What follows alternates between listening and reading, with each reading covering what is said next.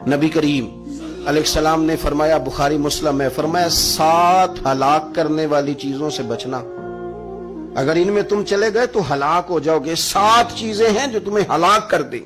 یا رسول اللہ صلی اللہ علیہ وسلم وہ کون کون سی؟ تو حضور نے فرمایا، اللہ کے ساتھ شریک نہ کرنا، ہلاک ہو جاؤ گے۔ دوسرا، نبی پاک صلی اللہ علیہ وسلم نے فرمایا، جادو نہ کرنا، ہلاک ہو جاؤ گے، ہلاک۔ اور یار جسے حضور فرما رہے ہیں ہلاک ہو جائے وہ بچے گا؟ نبی پاک صلی اللہ علیہ وسلم نے تیسرے نمبر پر فرمایا، جس شخص کے قتل کرنے کو اللہ نے حرام قرار دیا ہے اسے قتل نہ کرنا، ہلاک ہو جاؤ گے۔ چوتھے نمبر پر رسول پاک علیہ السلام نے فرمایا، سود نہ کبھی بھی کھانا، ہلاک ہو جاؤ گے، ہلاک۔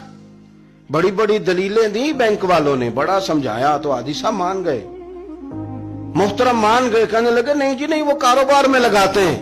بڑے بھولے والے ہیں ہم، پتہ سارا ہے۔ اور دیکھو سب کاموں کے باوجود مستقل بینکوں میں پیسے اس اکاؤنٹ میں رکھے ہوئے ہیں جہاں سے مستقل سود آتا ہے۔ حضور نے فرمایا، نہ کرنا یہ کام۔ تو کہتا ہے میں سود پہ پیسے لے کے کاروبار چمکاؤں گا، تیرے نبی پاک نے تو فرمایا تو ہلاک ہو جائے گا۔ تو کہتا ہے میں میل لگاؤں گا، حضور نے تو فرمایا ہلاکت ہے۔ تو کہتا ہے میں بڑا کچھ کر جاؤں گا تو ہلاکت ہے۔ اچھی طرح سمجھ لیں، اصل مال بھی ضائع ہو جاتا ہے اس بندے کا جو سود کا مال ملا لیتا ہے، اصل برکت بھی اڑ جاتی۔ اور میرے نبی پاک صلی اللہ علیہ وسلم نے 5ویں نمبر پہ فرمایا، یتیم کا مال نہ کھانا، ہلاک ہو جاؤ گے۔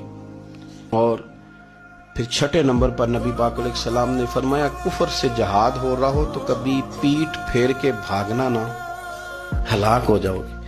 اور 7ویں نمبر پر اللہ کے رسول نے فرمایا، بے قصور اور بے گناہ عورت پر تہمت نہ لگانا، بلا وجہ بہو کے کھاتے نہ کچھ ڈال دینا۔ یہ 7 وہ چیزیں ہیں جو ہلاک کر دیں۔